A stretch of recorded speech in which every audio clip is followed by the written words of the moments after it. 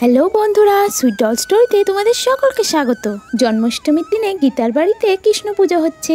চলো তাহলে দেখিনি কমলার এখন সবাই কি করছে। কিরে দিদি, তোর তালের বড়া রান্না হলো? কৃষ্ণ পুজোর তো সময় হয়ে গেল। হ্যাঁ রে গীতা, এই তো হয়ে গেছে। লুচি সুজি তো আগেই বানিয়ে নিয়েছি, এই তো আর এই কটা তালের বড়া ভাজলেই আমার সব হয়ে যাবে। তাহলে তো দিদি তোর সব রান্নাই হয়ে গেছে। বাবা, কত কিছু রান্না করেছিস, এত সব কখন করলি দিদি? হ্যাঁ রে দিদি, চল তাহলে এবারে পুজোটাও তাড়াতাড়ি করে নি। আচ্ছা, দুষ্টু মিষ্টি কোথায় বলতো?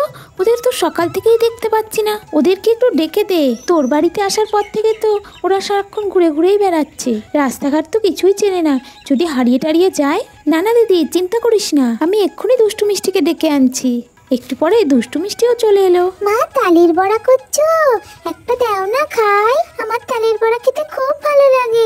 মা একটা দাও না খাই। আরে হ্যাঁ হ্যাঁ, দেবো তো, আগে ঠাকুর পুজোটা হোক তারপরে তো। কৃষ্ণ গোপালেরও তালের বড়া খুব প্রিয়, ওই জন্যই তো আগে ঠাকুরকে দিয়ে তারপরে খেতে হয়।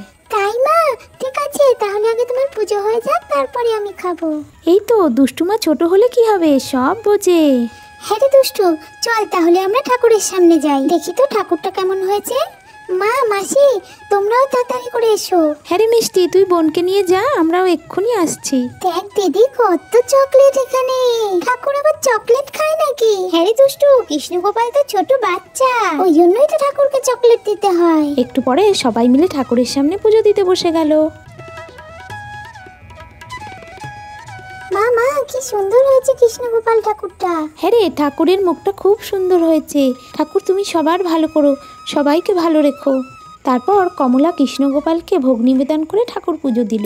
বন্ধুরা, এরকমই ছোট ছোট গল্প যদি তোমাদের ভালো লাগে তাহলে চ্যানেলটিকে সাবস্ক্রাইব করে আমাদের পাশে থেকো।